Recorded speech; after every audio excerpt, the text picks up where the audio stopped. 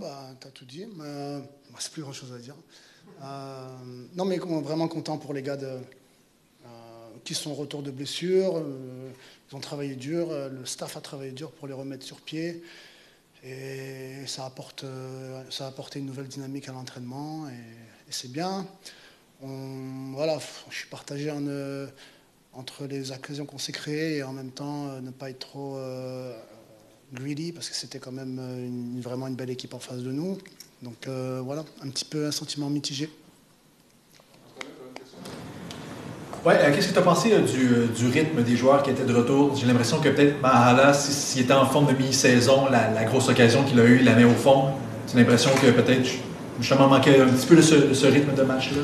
Ouais, mais ça fait vraiment, vraiment longtemps qu'il n'a pas pu se confronter à des situations live de haut niveau où tu dois prendre des décisions en fraction de seconde. Et c'est pas comme s'il avait eu énormément d'entraînement non plus, où on avait pu mettre en place des oppositions, etc. Donc vraiment, c'est difficile de leur en demander plus aujourd'hui au vu de ce par quoi ils sont passés. Mais voilà, on a aussi des glimpses de quand il sera fit, ça va donner des trucs intéressants. Est-ce que c'est la meilleure performance que vous avez vue de Jonathan Serrois depuis votre arrivée ici? Je sais pas. Il en a fait des belles dans les sens du terme. Non, on sait à quel point il peut être décisif pour nous et on est presque surpris des fois de certains buts qu'on concède ou des actions où on le pense tellement à l'aise maintenant.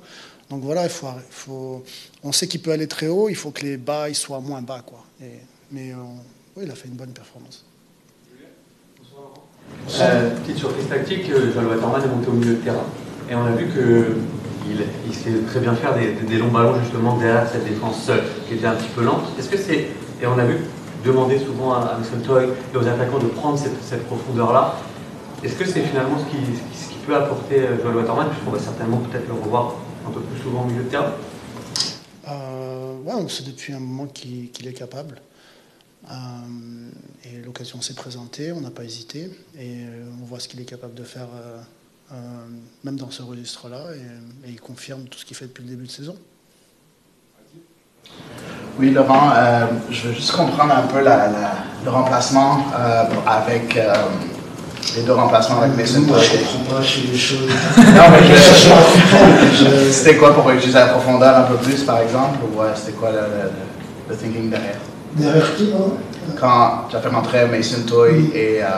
oui, Mason, il a une expérience, il a des outils, il a des armes qui peuvent faire mal et on pensait pouvoir le trouver dans ces situations-là et il a réussi.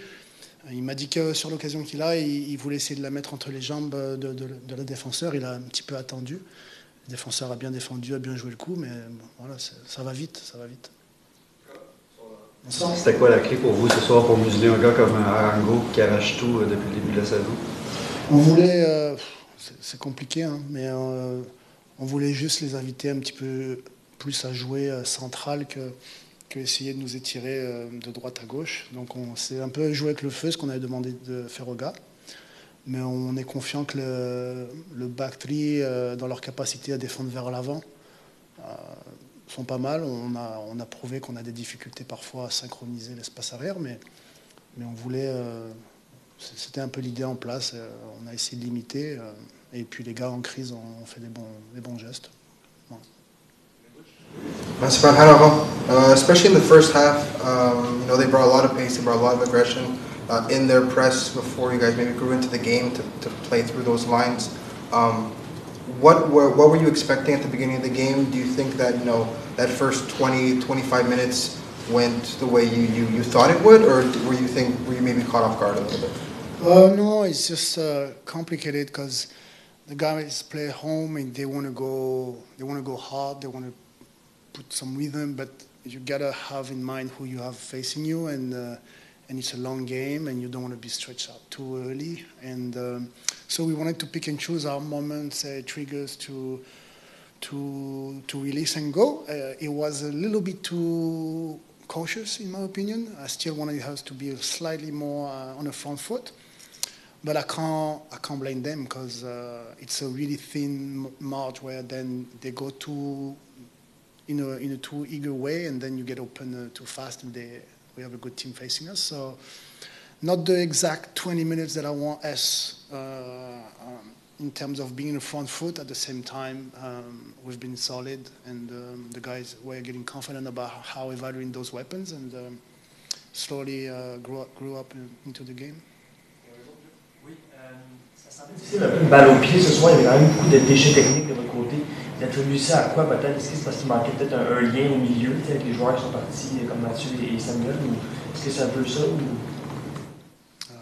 Je ne sais pas non plus. Il faut que je revoie le match.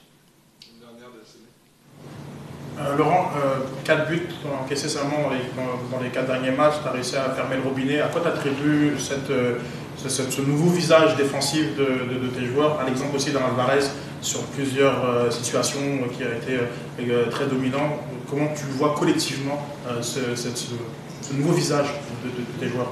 Ouais, il faut que je revoie les comportements, on va dire par ligne, mais j'ai trouvé qu'en termes de comportement individuel, il y a eu des grosses prestations, et c'est vrai que quand je reverrai le match, mais Alvarez a été, j'ai trouvé vraiment solide, et il franchit des paliers, et il doit encore se synchroniser un peu plus sur l'alignement avec ses camarades, mais en termes de comportement individuel et gestion de crise, ça commence à être vraiment consistant, c'est bien. Merci. Ouais, c'est bien dit. Je pense que d'un côté, on se doit de se dire que c'est quand même bien ce qu'on fait, à comparer de peut-être un mois. On est rendu sur notre 4e match où on récolte des points. Non plus, c'est pas un match où on a tout perdu. Donc ça, c'est aussi une différence puis une distinction qu'on peut faire. Mais en allant de l'avant, il faut être réaliste, il faut prendre plus de points, surtout dans l'Est avec le classement actuel. Donc c'est juste de continuer match après match, d'avoir cette même mentalité pour avoir le même genre de prestations qu'aujourd'hui, mais de réussir à marquer pour pouvoir ultimement aller chercher plus de points. Félicitations pour le jeu de la soir. Est-ce que les performances des tiennes et celles de la défense semblent s'être resserrées dans la dernière semaine? Est-ce que tu dirais que ton nom rappel par le Canada, ça t'a un peu fouetté pour donner une extra motivation pour peut-être resserrer ton jeu? Non, fouetté, je dirais pas. Je pense que j'ai pas changé ma façon de travailler. Depuis le début de la saison, je travaille de la même façon, depuis l'année dernière même. Donc, c'est pas quelque chose qui m'a fouetté. Je pense qu'il y a eu une déception, ça c'est sûr et certain. Puis, comme tu l'as un peu dit, moi je l'ai pris comme source de motivation. Donc, c'est ce qui alimente aussi mon travail quotidiennement à l'entraînement puis à l'extérieur du terrain. Mais c'est pas la non-sélection qui m'a fait changer ma façon de travailler ou ma façon de voir les choses. Jonathan, quand les 4 joueurs qui revenaient de blessure entrent en jeu en deuxième mi-temps, qu'est-ce que ça a changé comme dynamique sur le terrain? Je pense que ça a amené un peu de chaos. Je pense qu'on l'a vu aussi. Il y avait beaucoup plus d'espace sur le terrain, mais je pense que nous aussi, on a eu des belles occasions par la suite. Puis je pense aussi que ça a donné un gain d'énergie aussi pour les partisans. Je pense que les partisans ont surtout apprécié. Je pense que la première fois que Mathieu touche au ballon, j'avais l'impression qu'on venait presque de marquer. Donc, je pense que d'un côté aussi, nous, ça nous a énergisé de voir des gars comme ça revenir, renforcer l'équipe, le collectif.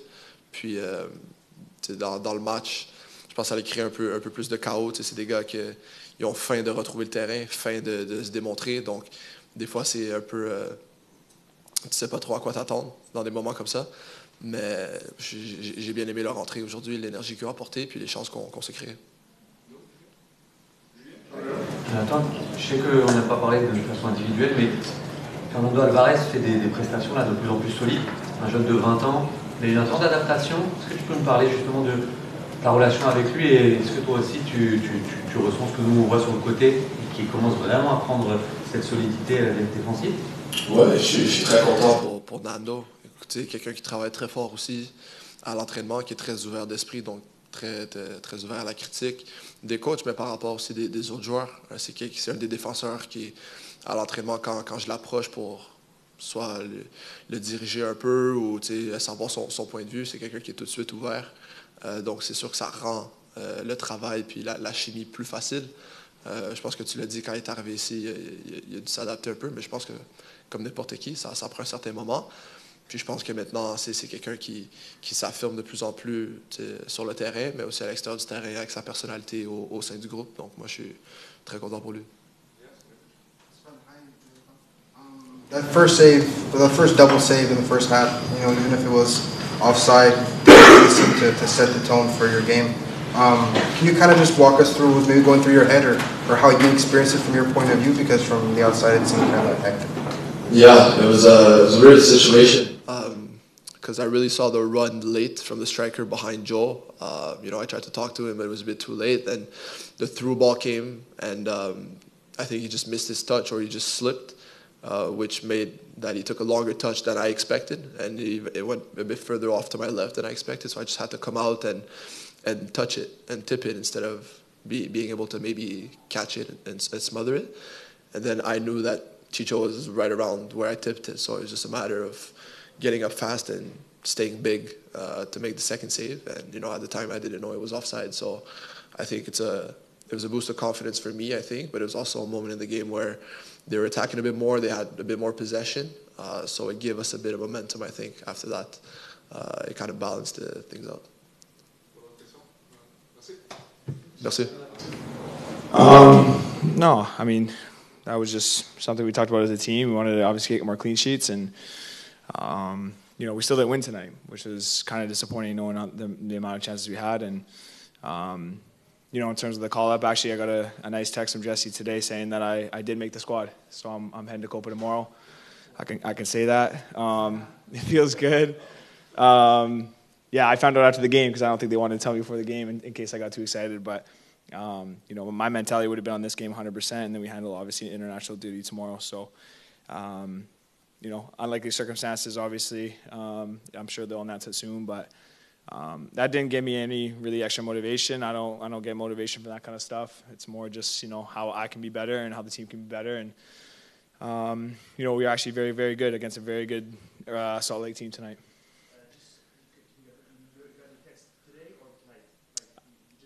Yeah, I just found out tonight. So I found out, with the squad tonight, with the coach announced in front of the guys. So, I heard there might be something going on today, and I wasn't really sure, so I kind of left it, and then I found out for sure I was going after. So, obviously a great feeling, knowing that my work was kind of seen. I was the next guy up. So, I'm obviously grateful always for the opportunity to represent my country.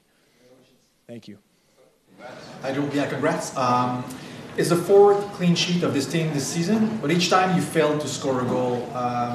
Does it say anything about maybe the challenge of finding the balance of being careful not to concede, but also creating a bit more chances in those games? Yeah, I thought tonight actually we created a lot of chances. The other 0-0 I think was Nashville, wasn't it? Yeah. I mean, I thought... in the other games prior, I don't think we got a lot of chances. But this game, I thought we had plenty of chances to win the game. They had a couple of good chances too. It was back and forth. It was actually a pretty entertaining game for being 0-0. So, yes and no. For me, I can't tell. I was telling them I can't tell a striker how to score goals, right? I just got to handle my job and make sure my back line is compact and we don't let in a goal to give us the best chance to win the game.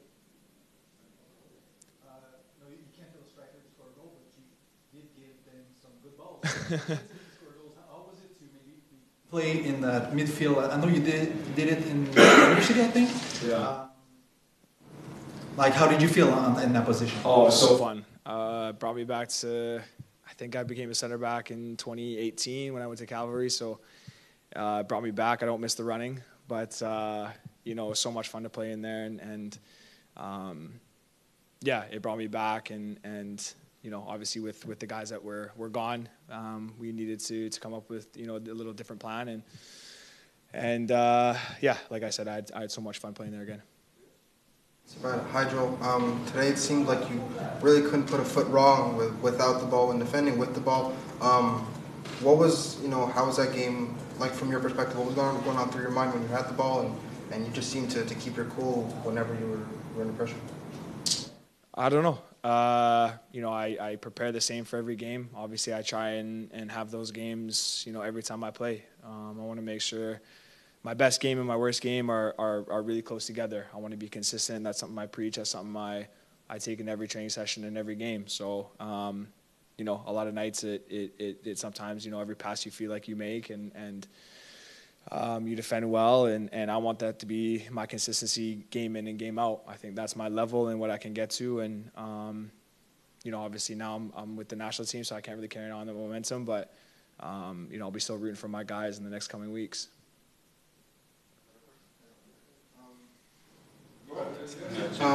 Some you know, fairly successful players this year have come to Stade Saputo and maybe have left with nothing, be it, you know, on the score sheet or their involvement in the game. And you know, Joe is just another one of those players that you felt they were almost marked out of the game. What is it about, you know, some of these players that come here? Do you take it almost like a personal challenge to make their lives difficult? Yeah, 100%. You know, I watched his individual clips today. I get in the right mindset during the week to make sure that, you know, when these top-level guys, MVP candidates of the league come here, they don't get anything. And, you know, obviously Salt Lake has been in a great run of form. Arango has been scoring goals, it seems like, every single game. So, of course, I make that personal. He's in my space. He's, you know, I'm going up against him probably more than any other player. So, you know, I want to shut down their best players as much as possible. When we were waiting here, we heard Charleston come from the locker room. Was that because you got a text and you announced to the guys that you were going? Yeah, it was a couple of things. It was some guys obviously coming back from injury, which was amazing to see, you know, guys like Mason and Matthias come on and make that kind of difference. Same with Lassie. Obviously, Lassie's been in and out of the lineup. So, and Victor had a son, so that's obviously amazing. I don't know if I'm supposed to share that. It's probably his personal information, but that's what life's about, you know, for us. And then the third thing was my thing. So, chance of obviously things outside of football, but you know, obviously the most important thing is we didn't get the job done, but it was a good performance overall.